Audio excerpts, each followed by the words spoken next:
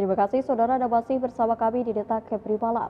Praktisi politik Udrika Batam Tibrani meminta anggota KPU Batam harus diperiksa oleh Dewan Pengawas Penyelenggara Pemilu atau DKPP atas kelalaian yang dilakukan, yakni atas hilangnya surat suara untuk DPRD tingkat provinsi di 7 TPS di Kelurahan Batu Selicin yang menyebabkan kerugian bagi masyarakat dan peserta pemilu di daerah tersebut.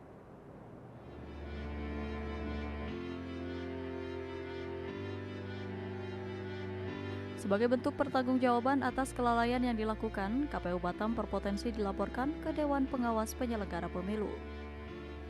Hal ini disampaikan praktisi politik Tibrani yang juga selaku Dekan Fakultas Ekonomi dan Bisnis di Unrika Batam. Menurut Tibrani, kelalaian ini harus diusut tuntas, jangan sampai masyarakat berpikir lain, karena masih ada surat suara DPRD provinsi yang belum tercoblos. Selain itu, baik masyarakat atau peserta pemilu yang berada di dapil tersebut boleh melaporkan jika terdapat kecurangan atau kekeliruan yang dilakukan oleh KPU atau Bawaslu ke Dewan Pengawas Penyelenggara Pemilu, sebagaimana amanat Undang-Undang Nomor 15 Tahun 2011 tentang penyelenggara pemilu. Pemberian sanksi dari DKPP ini dinilai Tibrani juga wajib diterapkan agar menjadi pembelajaran bagi KPU selaku penyelenggara pemilu sehingga hal ini tidak terjadi lagi. Ya, sebagai bentuk pertanggungjawaban, karena di Undang-Undang Penyelenggaraan Pemilu sudah disiapkan ada pengawas dari penyelenggara namanya DKPP itu, ya harus melewati tahap itu jika ada pihak-pihak merasa dirugikan kejadian ini. Tapi kalau tidak ada, tapi Panwas tetap melaporkan bahwa ini ada kelalaian juga. Jadi otomatis sebenarnya diproses.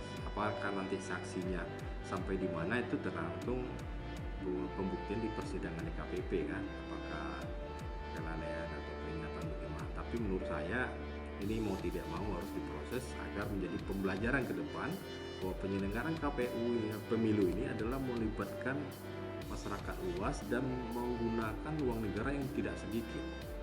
Ya, saya dengar untuk melatih KPPS saja itu 1 triliun katanya. Untuk seluruh Indonesia. Kalau dulu zaman saya yang dilatih itu kan Bintek namanya Bimbingan Teknis, itu hanya ketua aja.